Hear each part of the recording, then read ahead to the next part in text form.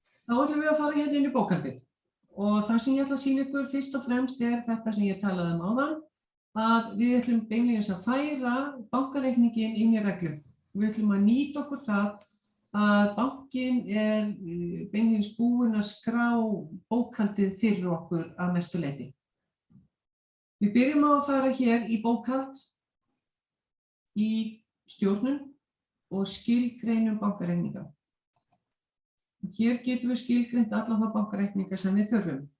Og yfirleitt mæli ég með því að þið látið þetta sem sagt heitið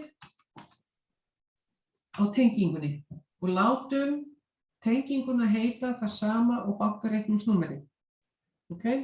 Og okkar reikningur 111.26 og ef ég man rétt þá skráði ég svona í stjórnun og fyrirtækið í upphafi námskeiðsins í dag. Síðan þetta bankatenging og þá bara veljið þið á milli þess banka sem að þið eigið viðskipti við og ætlið að lesa inn frá. Ég nota þessa hérna tengingu í dag sem heitir skóli en hún kemur ekki upp hjá ykkur. Okay. Síðan þurfum við að setja inn 4 stafa bankanúmer, 2 stafa höfuðbók og 6 stafa bankareikningsnúmer. Ef að bankareikningsnúmerið ekki 6 stafa, þá fyllið þið upp með 0 fyrir framan. Síðan hleyp ég á milli með takkanum áfram og ég ætla að sýna ykkur allir þeir bókhaldslykklar í efnahag sem að tengjast banka byrja allir á 7-8 í reglu. En ég segi bara 7-8 og enter. Og þá fæ ég upp þá bókhaldslykklar sem eru til í reglu sem byrja á 7-8. Og hér bankareikningur, ég ætla að velja hann og ég ætla að skrá. Þar með ég búin að setja upp eina tengingu við bankann og get byrjað að lesa inn svo lengi sem að ég með samningu bankan sem heitir B2B, business to business. Það að segja þetta samningur, hann kostar ekki neitt, þið þurfið að gera hann með bankan sem að það að segja bankin leyfir ykkur að sækja og senda upplýsingar frá og til bankans og inn í bókhaldskerfi. Í framhjáhlaupi ætla ég að sýna ykkur hvernig við breytið og stofnið bókhaldslykil. Ég færi hér í bókhald, þið munið, ég fór hér bókhald og stjórnun til að skilgreina bankareikninga. Núna ætla ég að fara í bókhald og bókhaldslykil. Okay? Og upp kemur þessi mynd og bendillinn blikkar hér í leitarglugganum og ég segi 7-8. Enter og þá fæ ég upp þá bókhaldslykla sem byrja á 7-8. Ég ætla að breyta heitinu á þessum hérna lykli. Og ég ætla að láta hann heita það sama og bankareikningurinn. Svona. Einn bókhaldslykill fyrir hvern bankareikning. Segjum sér svo að mig vanti að stofna annan bókhaldslykil vegna þess að ég með annan bankareikning. Fyrirtæki geta verið með allt upp í mjög marga bankareikninga. Þá bara fór ég hér í lautargluggann, sló inn 7-8, ég fann þennan sem til og klikkaði á hann. Þar með koma upplýsingarnar hér upp bókhaldslykilinn, hvað bankareikningurinn heitir og svo framvegis. Ég fer hér í knappinn afrita, gef því annað númer og það getur vel verið að það sé í Landsbankanum, sama útibúi, höfuðbók kannski 05 og reikningsnúmerinn 226, segjum það. Og svo bara skráum við. Ég ætla að hreinsa hér þessa síðustu 2 stafina og segja enter og þá sjáum við að ég með 2 lykla í mínu bókhaldi fyrir sitthvorn bankareikningin. Þegar ég stofna svona nýja reikning, eða bókhaldslykil fyrirgefið eins og ég var að gera hérna með 7-8-11, Þá fer ég í bókhald, fer hér til að stofna lykilinn eða breyta. Síðan þarf ég að fara í efnahag rekstur hér, velja efnahagsreikninginn og núna ætla ég að tengja þennan nýja bókhaldslykil við handbært fé í efnahagsreikningi. Hafið þið engar áhyggjur af þessu þó þið gerið þetta ekki strax eða munið kannski ekki eftir þessu vegna þess að regla mun alltaf segja ykkur síðar, sérstaklega ef þið eru að skoða efnahag og rekstur, hvernig það kemur út eftir ákveðið tímabil, að það séu einhverju lyklar ótengdir og hún segir ykkur hvaða lyklar það eru sem eru ótengdir. Þannig að núna gæti ég farið hér í stjórnun og ég gæti stofnað aðra tengingu sem heitir þetta. Og á sama hátt tengi ég þennan nýja alveg eins og hinn. Þetta á að vera 05 og sjáu þið 000226. Núna segi ég 7811 og þá get ég valið bókhaldslykilinn sem eyrnamerktur þessum tiltekna bankareikningi og skrá. Og þið sjáið að ég er með 2 tengingar í mínu bókhaldi. Þegar ég er búin að þessu og ég er með þennan B2B samning við bankann, þá get ég farið í bókhald, í skráning færslna og sækja færslur í banka. Ef þið eruð í Landsbankanum, þá gengur þetta allt saman mjög vel. Ef þið eruð í Arion banka, þá kemur villumelding þegar þið reynið að sækja í fyrsta sinn. Þið þurfið að hringja í þjónustufulltrúann í bankanum og hann sér að þið voruð að reyna að sækja. Hann gerir einhverja eina merkingu hjá sér og þið sækið bara aftur og þá koma færslurnar inn. Íslandsbanki, hann hefur gefið út nýtt aðgangsorð og leyniorð til þess að regla geti sótt færslur í bankann. Í Arion banka og Landsbanka notið þið sama aðgangsorð og leyniorð og þið fenguð þegar þið stofnuðu aðganginn að fyrirtækja bankanum. En ég ítreka það að þið verðið að vita aðgangsorð og leyniorð inn í bankann. Það er ekki hægt að sækja færslur með rafrænum skilríkjum inn í bókhaldskerfið. Tæknin er bara ekki komin á þann stað ennþá. Þannig að núna ætla ég að sýna ykkur hér fer ég fyrst í skilgreiningar og hérna sjáum þið af hverju ég lét heitið vera það sama og bankareikningurinn. Það er til þess að við vitum alltaf hvað við erum að fara að lesa inn. Ég ætla að sækja upplýsingar á þessum bankareikningi fyrir tímabilið 1. janúar 2019 til 31.1.2019. Og ég hleyp alltaf á milli gluggana með takkanum. Og þið sjáuð ég fyrir bara í bláa í hnappinn sækja færslur, notandanafn og lykilorð inn í bankann. Hérna get ég nota hvað sem er að því þetta er bara skóla, þetta er bara demo færslur sem ég er að sækja. Haka hér við muna innskráningu, þá man regla innskráninguna, þegar það er ekki alltaf að vera að setja þetta inn. En lykilorðið, það tæmist þegar að þið loggið ykkur út. Það er bara vörn. Förum ég áfram og þið sjáið hér dettur upp á skjáinn skrá. Allt sem þið sjáið hér vinstra megin, alveg út af upphæð, hérna, þetta er bara nákvæmlega það eins og bankareikningurinn ykkar lítur út.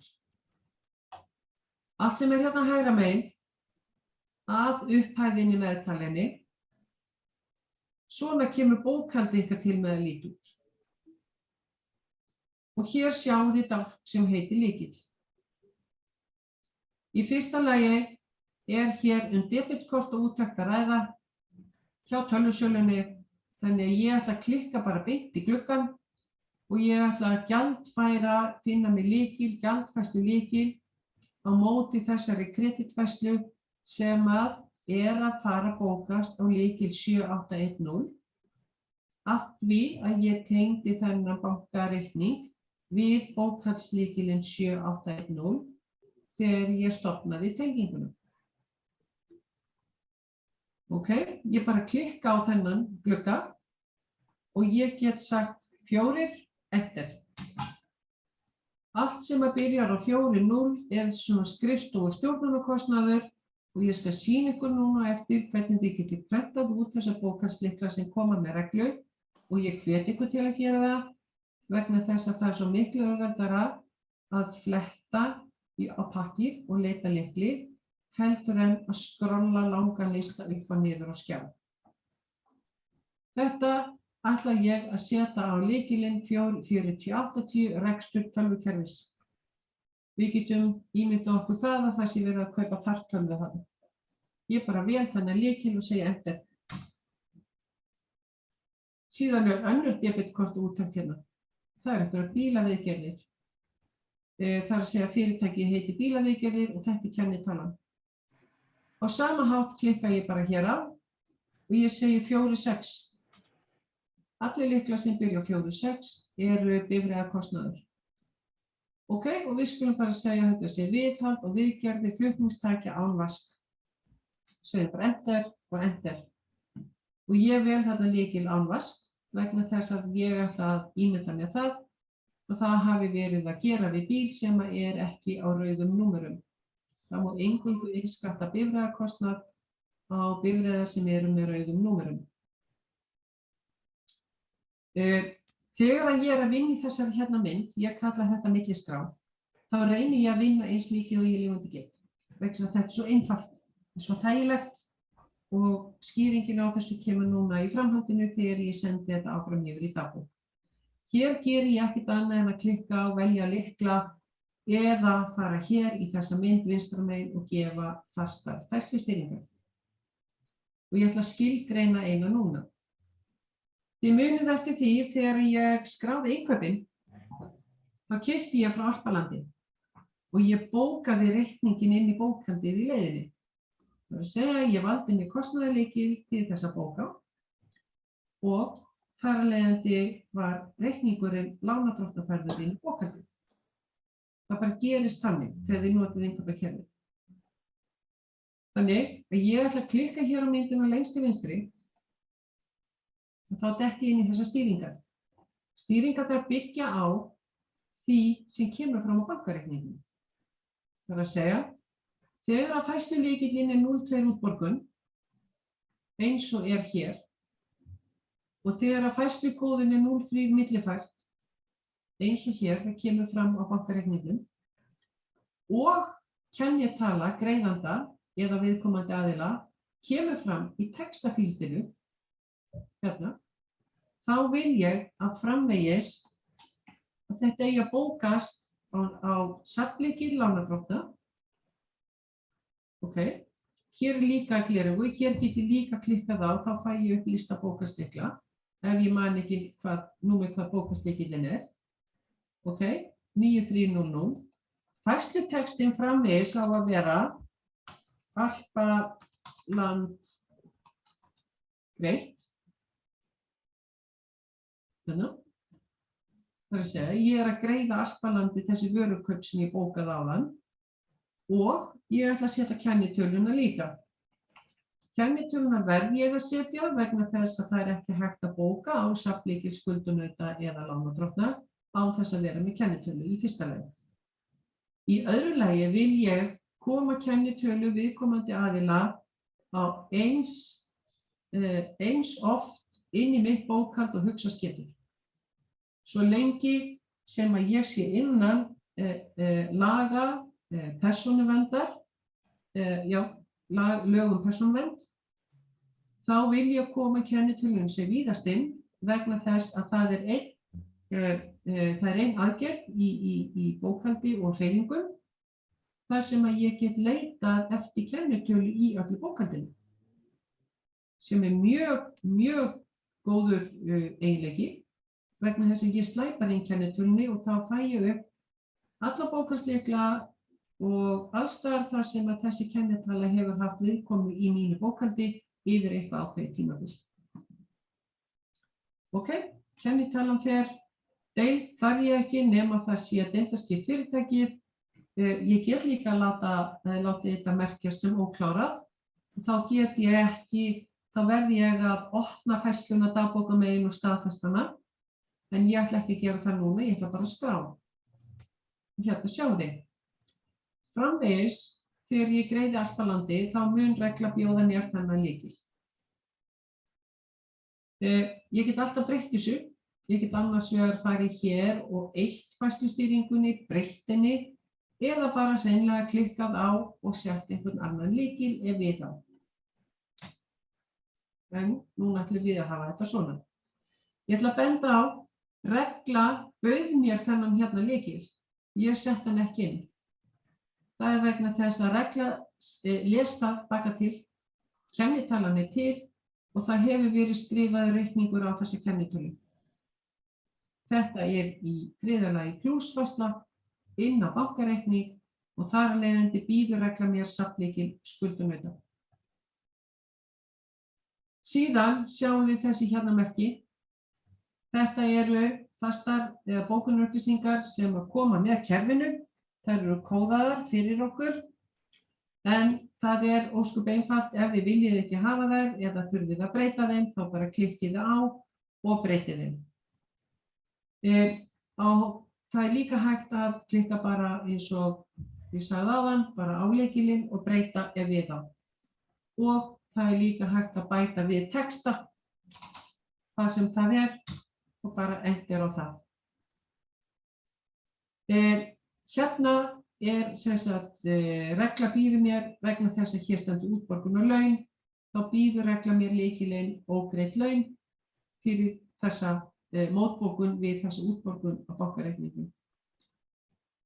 Útborgun iðgjöld, þar af leiðandi býður regla mér lykilinn fyrir ógreidd iðgjöld og stéttarfélag og hér staðgreiðsluskattur og regla býður mér lykilinn fyrir ógreidda staðgreiðslu og tryggingagjald. Í reglu bókum við tryggingagjald og staðgreiðslu saman. Ef þið viljið það ekki, þá getið þið breytt því sjálf.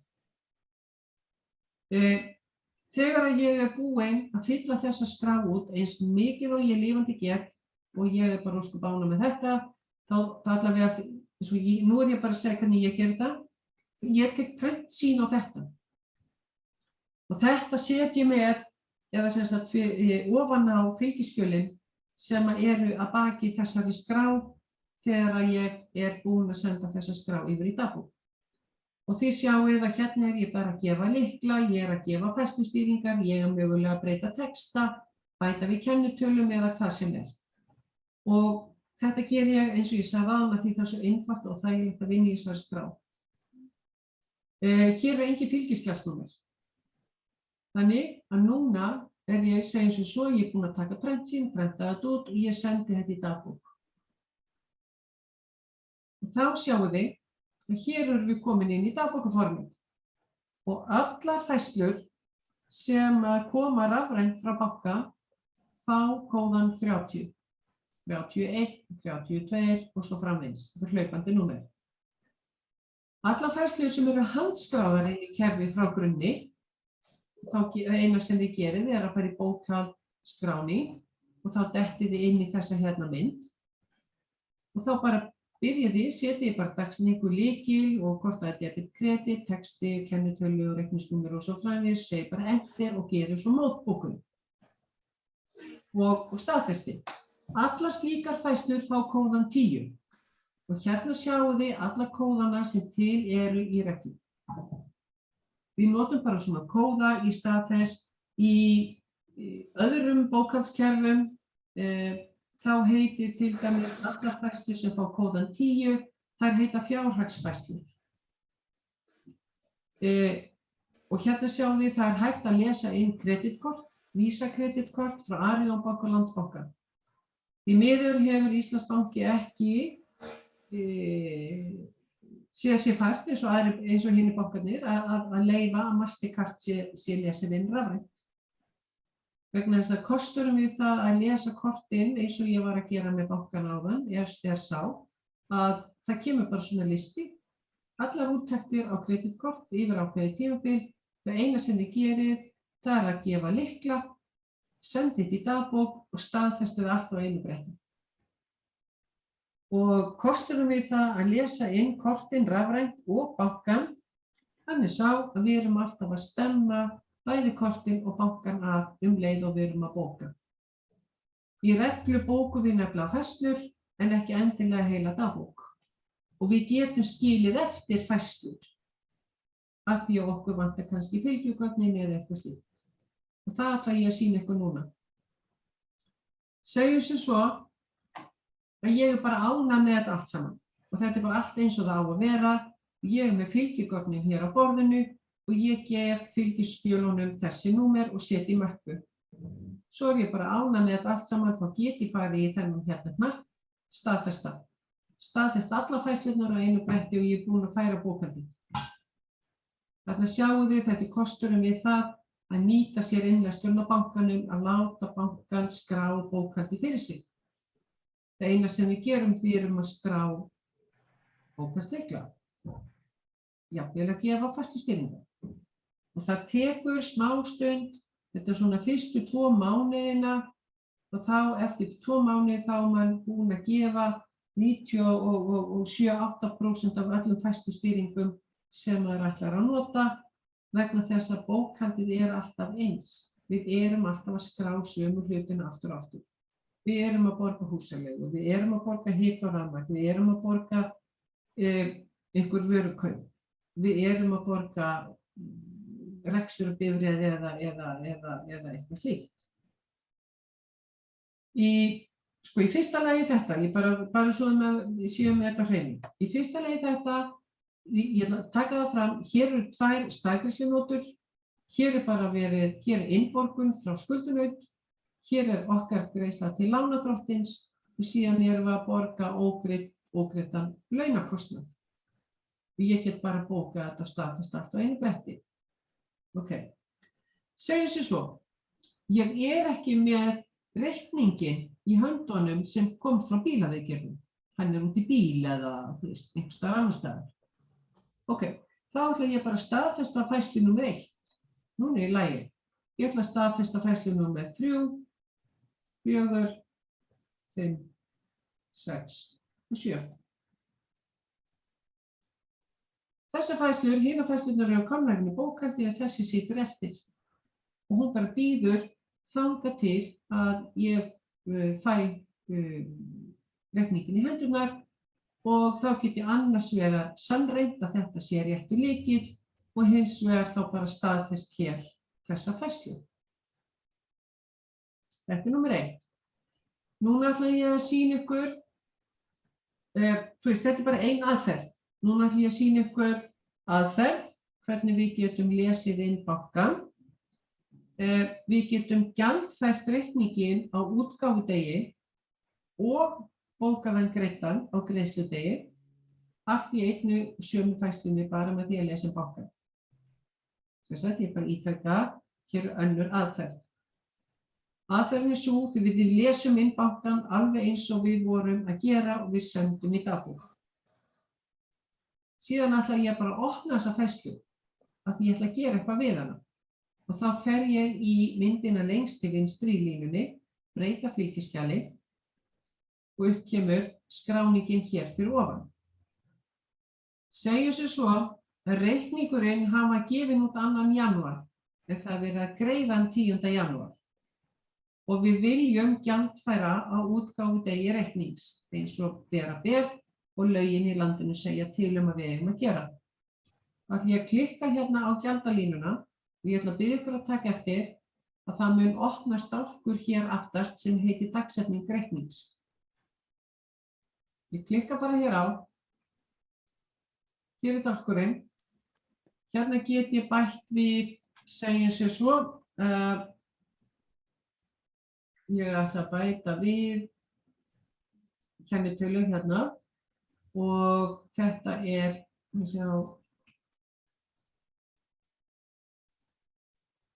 hérna í textanum, hérna ég ætla að fara bara aftast. Fyrirtæki heiti bílaviðgerðir. Ég get sótt mér hérna kennitöluna. Hérna bara í þennan. Svona. Segir bara Ctrl+7, copy á það. Ég fer beint í gleraugun. Hérna get ég stopnað nýjan aðila. Kennitalan stofna, ok, þetta heitir bílaviðgerðir, EHF, og ég ætla nú ekki að fylla neitt meira inn, ég ætla bara að skrá hann svona og reikningurinn númer eitthvað frá viðkomandi aðila og ég fer í aftasta dálkinn og ég segi 2.1.2019 og nú ætlum ég að segja eftir og þá ætlum ég að byrja ykkur að taka eftir og það bætast við línur. Hérna sjáum við hvað gerðist. Ég gjaldfæri á útgáfudagsetningu reiknings. Ég lánardrottnarfæri á útgáfudegi reiknings líka í kredit á þennan aðila með þetta reikningsnúmer. En jafnframt ég að greiða á greiðsludegi hérna í bankanum, 10. janúar. Ég ætla að biðja ykkur að taka eftir, það stendur hérna úttekt með debitkorti, en ef þið bara þurrkið það út úr hausnum á ykkur, þá getum við ímyndað okkur það að við erum þarna að greiða reikning sem við fengum lánaðan í einhver tíma, en við erum samt að gjaldfæra hann á útgáfudegi reiknings og við erum að greiða hann á greiðsludegi. Það eina sem ég geri hér, ég gef reikningum þetta númer og staðfesti. Fyrst lásum við inn, við staðfestum allt af því að þetta var staðgreitt. Ég sýndi ykkur bara með því að nota sömu færslurnar að við getum notað bankainnlesturinn til þess að færa bókhaldið. Við ætlum ekki að sitja og pikka inn, handfæra færslur, þennan dag á þennan lykil, keyptum við eitthvað frá þessum aðila með þessa kennitölu með þetta reikningsnúmer eftir og fylla svo út aðra línu fyrir neðan sem þá lánardrottnarfærslan. Heldur erum við að nota bankann til þess að gera allt í einu. Svo ætlum ég að sýna ykkur eitt í viðbót. Ég ætla að taka hakið ófrágengið af hérna og ég ætla bara að leita. Ok? Og þá sjáum við, ég kalla fram þessa færslur sem við vorum að lesa inn. Og staðan á þeim græn. Það þýðir að það búið að bóka og uppfæra inn í bókhaldið. Svo allt í einu uppgötva ég það að hérna í færslu 32 að þetta var ekki virðisaukaskattslaus bíll, heldur bíll á rauðu númeri. Nú ég bara að búa til einhverja sögu svona til þess að sýna ykkur hvernig við getum opnað fylgiskjalið aftur. Ég get klikkað hér á og ég get breytt lyklinum. Ég ætla að breyta þessu í 4620, segja enter og þið sjáið að ég innskatta reikningin en allt eins og staðfesti. Þetta get ég gert þangað til að ég sendi virðisaukaskýrslu úr kerfinu inn til RSK, þá læsast færslurnar. Það er að segja, ef ég geri eitthvað rangt einhvers staðar óvart, þá þarf ég ekki að prenta inn og eða pikka inn nýtt fylgiskjal þar sem ég að leiðrétta þeirra fylgiskjal og svo aftur nýtt með réttum upplýsingum. Heldur einfaldlega opna ég bara fylgiskjalið og ég laga það. Til þess að kalla fram ákveðið fylgiskjal, þá alltaf að taka ófrágengið af og mun eftir því hvaða hvers konar fylgiskjal erum við að kalla fram. Og síðan segi ég bara 2 til 2, enter, þá sjáum við, þá ég bara með fylgiskjal 2 á skjánum. Ef ég tek hérna númerin út, þá fæ ég upp öll fylgiskjöl á þessu hérna tímabili, 1.1. til 31.1. Eru spurningar?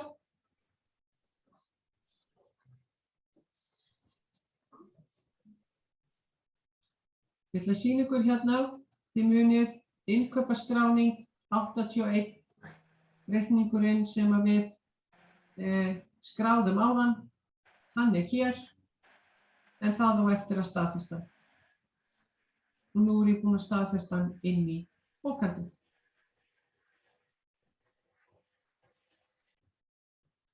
Þannig að regla býður upp á það að við hættum að pikka allar þessar upplýsingar inn. Við ætlum að nota okkur rafrænar tilfærslur eins og við lifandi getum. Eru spurningar? Hvernig prentar maður út bókaslyklana? Bókaslyklana, bókhald, fyrirspurnir, bókaslykill. Já, ok. Og kemur alltaf hérna fyrir sjáðu, myndirnar fara bara beint í prentarann. Og hérna sjáu þið hvernig þetta lítur út og þetta mjög skýrt og það mjög þægilegt að leita í þessu. Þið sjáuð, hér eru tekjurnar, svo koma rekstrargjöldin, vörukaup, hvaða lyklar falla undir það, laun, launatengd gjöld, þetta eru lyklar sem falla undir það. Og svo kemur framleiðslukostnaður, skrifstofustjórnunarkostnaður, það nú ansi margir lyklar. Hérna eru lyklarnir fyrir húsnæðiskostnað, bifreiðakostnað og svo framvegis og síðan koma hér frá og með 700 eða 70 lyklarnir, það eru allt saman eignir. Og hérna sjáu þið 7810, hér er þessi bankareikningur, 7811 er þessi og svo hér fyrir neðan koma eignir og hérna fyrir ekki eigið fé og skuldir. Og eins og ég segi, ég hvet ykkur alveg eindregið til þess að prenta þetta út af því það er svo miklu þægilegra að leita þessu heldur en að skrolla langa lista. Svo þegar við orðin aðeins sjóið í hvað er hvað, að þá eina sem þið gerið, það er bara að fara hér í lykilinn og segja til dæmis hérna 40, þá fáið þið upp lista yfir alla þá sem byrja á 40 sem er skrifstofustjórnunarkostnaður og svona eftir kannski, ég myndi segja eftir svona 2 mánuði, þá þið bara orðin nokkuð sjóið í þessu. Af því við erum alltaf að gera sama hlutin aftur og aftur, mánuð fyrir mánuð. Á sama hátt hér í fyrirspurnum, alveg eins og í hérna sölunni, þá er hérna bókaslykarnir brennt út, hérna getið þið tekið aðalbókin út, hér skoðið þið stöðu viðskiptamanna, hér skoðið þið stöðu, maður sjá, ég ætla bara að taka hérna.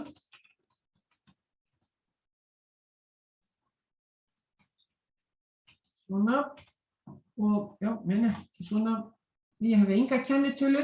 Hérna ef ég er með lykilinn 760, þá er ég að skoða viðskiptakröfurnar mínar. Ef ég er að skoða 9300, þá er ég að skoða stöðu innlendra lánardrottna. Ok, við skulum bara byrja á viðskiptakröfunum. Og hérna getið þið að haka við, sleppa viðskiptamönnum með 0 stöðu. Hér vil ég alltaf hafa haka við, ég vil sjá saldó hjá hverjum einum og síðan keyrum við þessa fyrirspurn. Og þá sjáum þið að við fáum bara upp lista yfir skuldunauta og af því að ég valdi ekki neina tiltekna kennitölu, þá fæ ég náttúrulega bara alla. Svo fer ég bara í stækkunargleri sem er hérna lengst til vinstri og þá get ég skoða hreyfingar á viðkomandi aðila. Og hér er þetta samtals eða saldóið sem ég vil alltaf sjá hægra megin. Og hér get ég klikkað og ég get skoðað þennan reikning, ég get kallað hann fram. Þetta er reikningurinn sem ég gerði á þennan aðila. Og eins og fyrir daginn kom alltaf þessar myndir, ég get sendt í tölvupósti eða prentað út og þegar ég tek út einhverja lista, þá get ég tekið þá í Excel. Og alveg eins og þessar hreyfingar, þetta gæti ég tekið bara beint í Excel og unnið áfram með. Í einhvers konar afstemmingum eða einhverju slíku. Ef ég ætla að skoða lánardrottnina, þá bara velja lánardrottnina og ég keyri þessa fyrirspurn. Þarna sjáum þið hvernig kennitala er bara einu sinni stofnuð og síðan er það bara bókunin. Erum við að bóka viðkomandi sem skuldunaut eða erum við að bóka viðkomandi sem lánardrottnin? Hvernig bókunin endar í bókhaldinu. Á sama hátt hérna Alpaland. Hérna. Við erum búin að kaupa reikning nr. 74 frá þeim, við skulduðum hann, við keyptum 2. janúar, við borguðum hann 27. janúar og allt er á 0.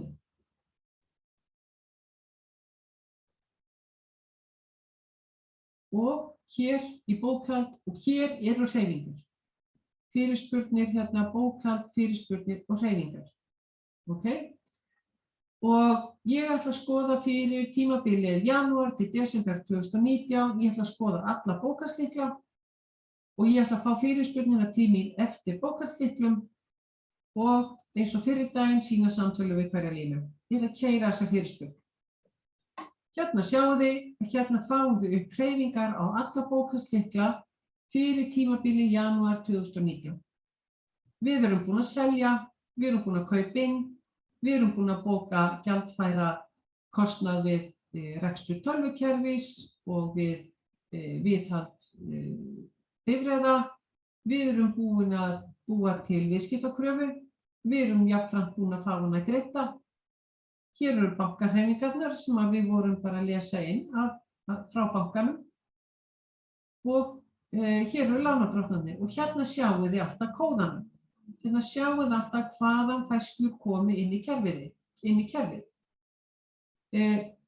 Þessar færslur hérna komu frá banka 30. Þessi hérna færsla kom inn í gegnum innkaupakerfið og svo sjáum við hreyfingar á innskatti, hreyfingar á útskatti, ógreidd laun, ógreidd lífeyrissjóð og svo framvegis. Ok, sjá, þessu niður. Ef ég haka hér við, sýna aðeins samtölur, keyra fyrirspurn, þá fáum við allt samandregið, beinlínis aðalbókina. Þið munið ég tala um kennitölur áðan. Hérna er það sem ég er að leita að. Ég er að leita að einhverju yfir ákveðið tímabil og ég ætla að leita bara að kennitölunni fyrir allt land. Og ég ætla að taka hakið hér að og keyra. Og þá sjáum við þetta eru staðirnir þar sem Alpaland hefur haft viðkomu í mínu bókhaldi. Þetta er einstaklega þægileg fyrirspurn. Ok, fyrirspurnir, samtölu bókhaldslykla eftir mánuðum í Excel, þetta er mjög gott að taka þetta út, þetta fyrir beint í Excel. Ef þið eru til dæmis að fara í áætlanagerð, þá bara takið þið samtölur á bókhaldslykla beint inn í Excel og haldið áfram að vinna með það þar. Það er að taka viðskiptamannalista og það er hægt að skoða hvaða skjöl eru tengd yfir eitthvað tímabil og svo er alltaf hægt að kalla hér fram hvaða færslur hafa verið sóttar og á hvaða bankareikning. Sýnum ykkur það bara hérna, ég ætla að velja þennan bankareikning og þetta tímabil, ég er bara búin að sækja eitt tímabil og skoða færslurnar. Og þá sjáum þið, þetta er bara það sem við sóttum áðan.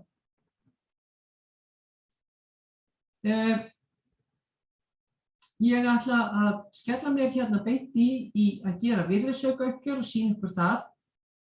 Það er hérna bókhald og hér er eitthvað sem heitir uppgjörsvinnslur. Þar getum við skoðað efnahags- og rekstrarreikning. Við getum keyrt skattauppgjör sem við getum keyrt beint inn í RSK.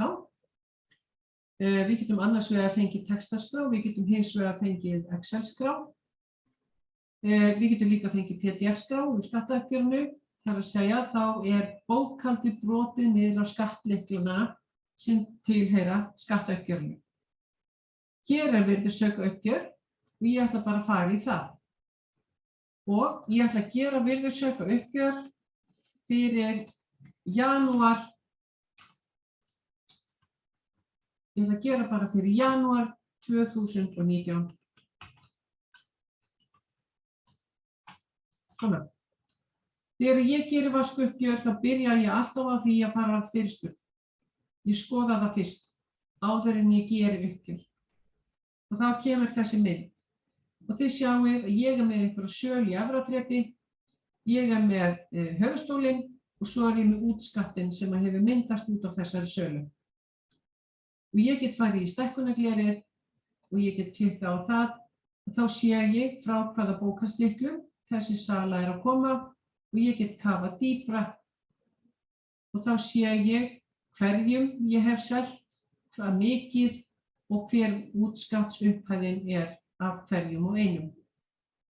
Í flestum tilfellum þarf maður nú ekki mikið að velta sér upp úr þessu svo lengi sem allir reikningar hafa verið gerðir í reglu og við erum ekki að tekjufæra á annan hátt en með reikningagerð. Svo erum við með innskattinn hérna og við sjáum við erum með einhvern höfuðstól og svo erum við með innskatt af því. Þá getum við farið hér í stækkunarglerið og þá sjáum við frá hvaða lyklum innskatturinn er að skila sér. Þar er komið innskattur frá vörukaupum, rekstri tölvukerfis og viðhaldi bíla. Og síðan annaðhvort skoða sundurliðun allra lykla hérna eða fara í stækkunarglerið fyrir hvern og einn. Ef við keyrum þetta bara, þá sjáum við að frá þessum lykli er einfærsla, 4080 kemur einfærsla og 4620 kemur ein. Ef það væru fleiri, þá væru þær listaðar í röð á þessari mynd. Síðan þegar ég er búin að skoða þetta og þið verðið, eins og ég sagði áðan, þið verðið mjög fljótt að læra þetta. Það eru ákveðnir hlutir sem eiga að vera í hverju einasta vaskuppgjöri. Það eigi til dæmis að vera með 2 reikninga frá símafyrirtækinu. Þið ættu væntanlega að vera með 2 reikninga frá leigusalanum, þar að segja ef þið eru að greiða húsaleigu sem er með virðisauka. Þið ættu að vera með 2 reikninga fyrir hita og rafmagni og svo framvegis. Það er svona ákveðin föst mynd sem á alltaf að vera áður en að þið farið í hnappinn að gera nýtt uppgjör. Nú ef eitthvað vantar, þá er náttúrulega bara fundið út úr því hvað það er, en þið eru líka fljót að sjá að það stingur eitthvað í augun. Ég aðstoðaði eina konu fyrir svolítið síðan, ég var að sýna henni hvernig hún ætti að skoða þennan lista. Þá kom í ljós að hún var búin að innskatta bensínkostnað á bílnum. En hún var ekki með bifreið sem var að rauðu númeri, þannig að hún gat í tækatíð, það gat hún leiðrétt það áður en hún keyrði vaskuppgjörið. En ég hvet ykkur svolítið til að horfa á þetta og sérstaklega innskattinn, af því að eins og ég segi, ef að salan fer í gegnum sölukerfi, þá er nú ekkert rosalega mikið þörf á að skoða það grundigt, það skila sér meira og minna sjálfvirkt. Svo þegar ég er ánægð með allt saman, hér sjáum við uppgjörið, í þessu tilfelli eigum við inneign á skattinum, þá bara gerum við nýtt uppgjör og þá kemur upp hérna myndin fyrir veflykilinn, sláið hann inn, vistið hann og sendið. Þegar þið eru búin að staðfesta og senda, þá kemur mynd af bréfaklemmu, klikkið á hana og þá kemur upp myndin, þessi hefðbundna kvittun frá RSK fyrir móttöku á virðisaukaskattinum. Og RSK sendir áfram beiðni inn í bankakerfið að þessi stofnuð krafa í bankanum með réttu myndaða. Reynda klikkaði hjá RSK núna, það var bílun á mánudagskvöld, þannig að það stofnuðust ekki kröfur í bankanum. Það voru mjög margir sem þurftu bara að millifæra í þetta skiptið og upplýsingar bankareikninga RSK er hægt að finna inn á heimasíða RSK undir innheimta. Eru spurningar?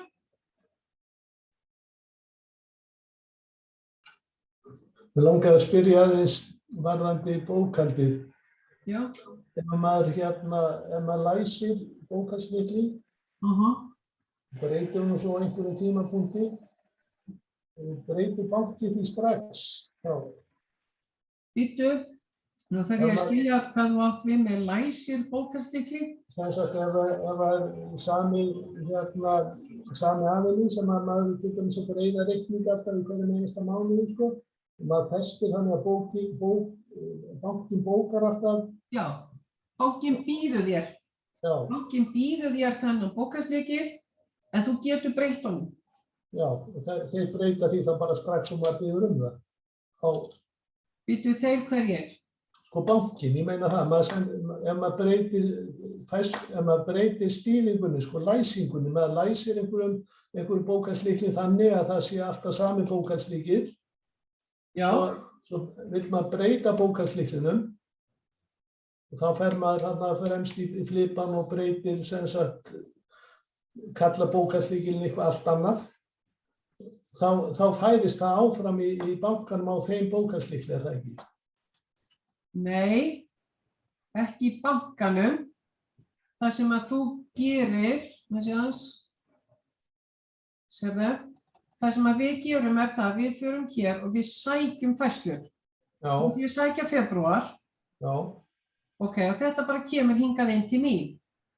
já, Og allt sem er hérna vinstra megin, það Já. er eins og banka yfirliti lítur út, en já. allt sem er hérna hægra megin, svona viljum við að bókhaldi lítur út.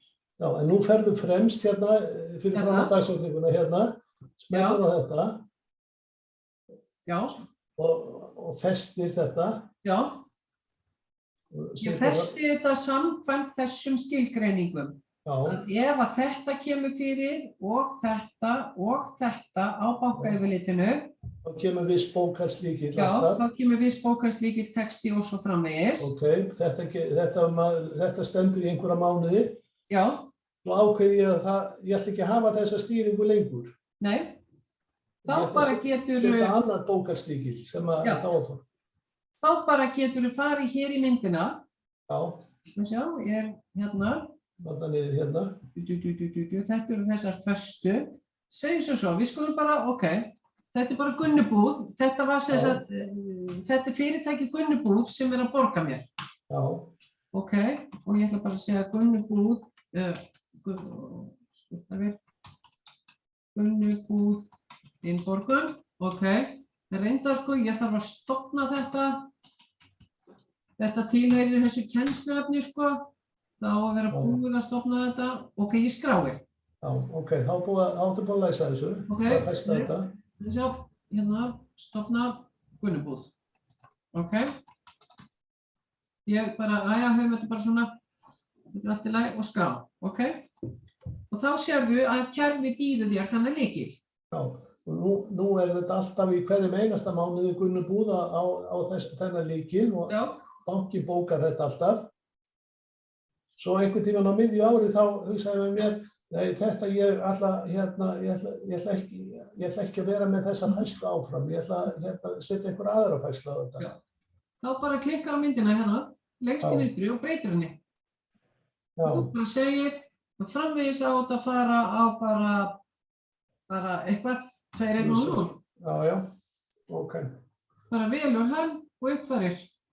Já, og það sem ég var raunverulega að spyrja, gerist þetta þá bara sjálfkrafa í bankanum um leið?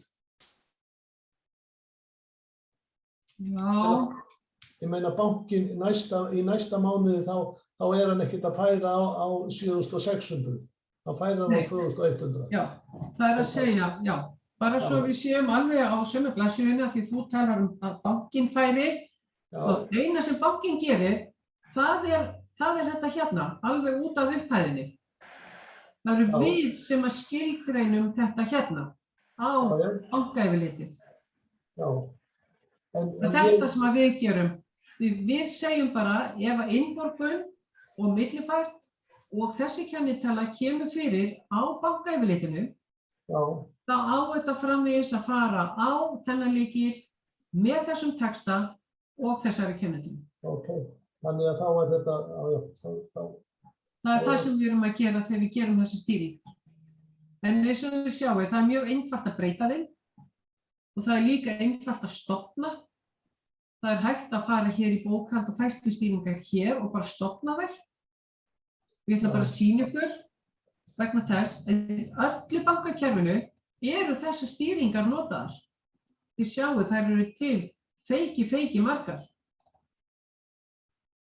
Þetta er það sem allt bankakerfið á Íslandi er að nota.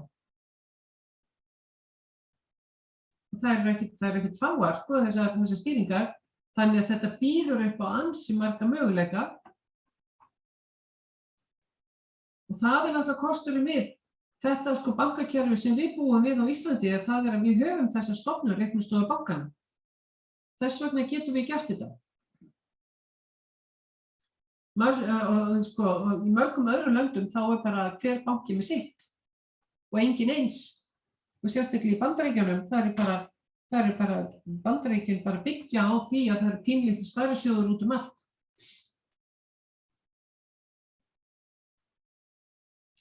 Fleiri spurningar? Já, ég meina, Já, þú setur sem sagt inn færslu í já, dagbók og svo staðfestir það, já, en þú getur í rauninni breytt henni þangað til að þú sendir inn virðisaukaskýrslu. já. Bara Þá er hún alveg lokuð bara í rauninni. Þá læsist hún, já. Þá getur þú ekki breytt. Þú getur ekki breytt vaskfærslum í bókhaldinu eftir að þú sendir vaskskýrslu úr kerfinu. Eina leiðin til að breyta þeim er þá að nota gömlu aðferðina að handslá inn leiðrétt fylgiskjal þetta á þessari dagsetningu og þessi lykill og gera nýja mótbókun með réttum lykli. Ok, takk.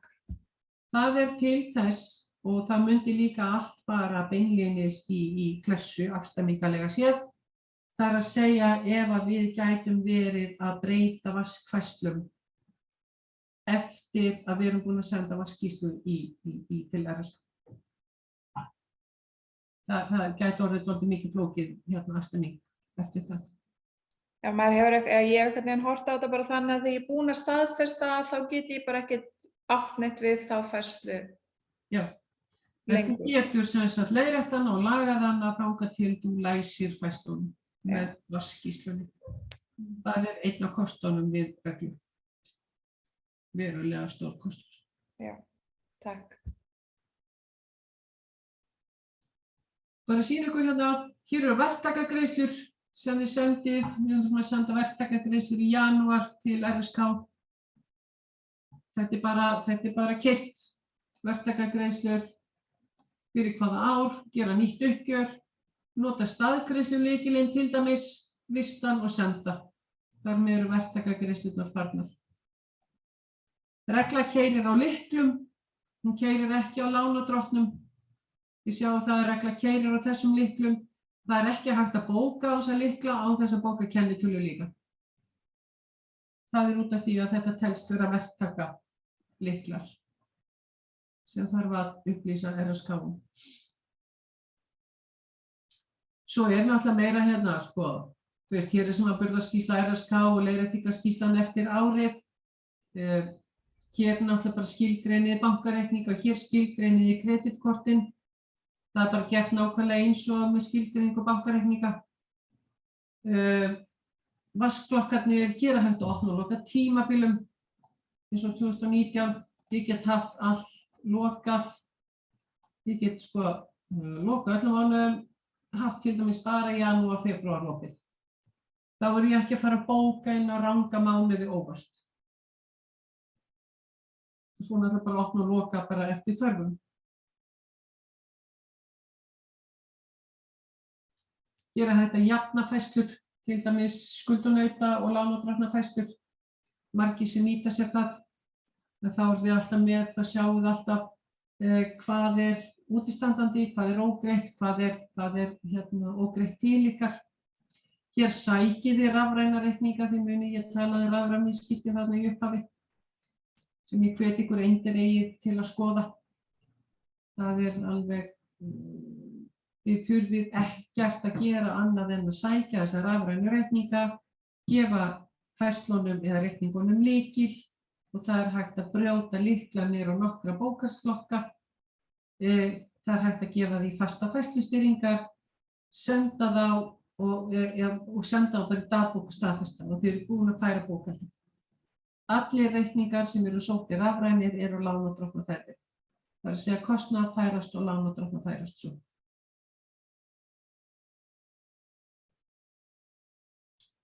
Þannig að svona ef að það ég er bíða eftir spurningum. Ef að það er ekki fleiri þá sko í sjálfu sér er ég búin að fara yfir það sem ég ætlaði að fara yfir en ykkur er velkomið að halda áfram að spyrja. Aðeins bara í jöfn. Geturðu sýnt okkur aðeins í jöfnun færsluna hérna? Hérna. Við segjum svo við ætlum að jafna viðskiptakröfurnar fyrir árið 2019. Svona og hérna vil ég alltaf hafa haka við og ég keyri þetta bara. Það er bara einn aðili í mínu bókhaldi, skólatöskur, ég fyrir bara inn í hann og þá sjáum við að hér er útgefinn reikningur og hér er innborgun og þá bara jafna ég þetta. svona, og svo get ég farið hér í sína ójafnað og þá sé ég að það ekkert sem ég á eftir að jafna út sem þýðir að hann skulda mér þá ekki neitt lengur, af því það engin færsla. Ef það væri kannski annar reikningur sem að væri ógreiddur, þá myndi ég sjá hann og ekkert annað. Þá myndi ég vita, ok, það þetta sem útistandandi hjá þessum aðila. Það náttúrulega byggir líka á því að bókhaldið sé alltaf uppfært. Það sé bankareikningurinn. Það rosalega gott að lesa til dæmis bankareikningin inn á hverjum degi. Og svo ef við ætlum að jafna lánadrottnana, það bara 9300.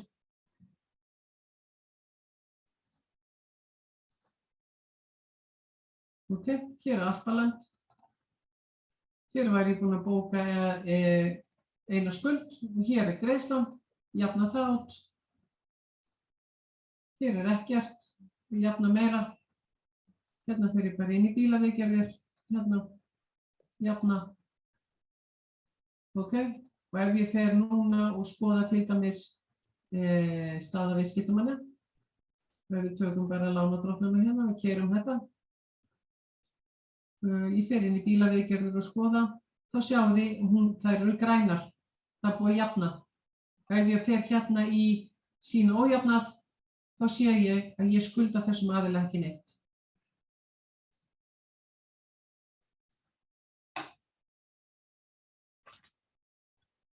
Fleiri spurningar?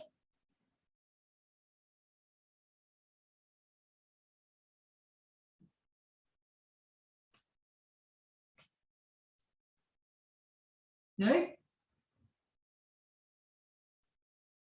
En ég bendi náttúrulega líka bara á það að ef þið eru með einhverjar spurningar eða lendið í einhvers konar strandi eða eitthvað, að þá alltaf hægt að hringja hérna í reglu og fá hérna útskýringar eða einhvers konar nánari aðstoð.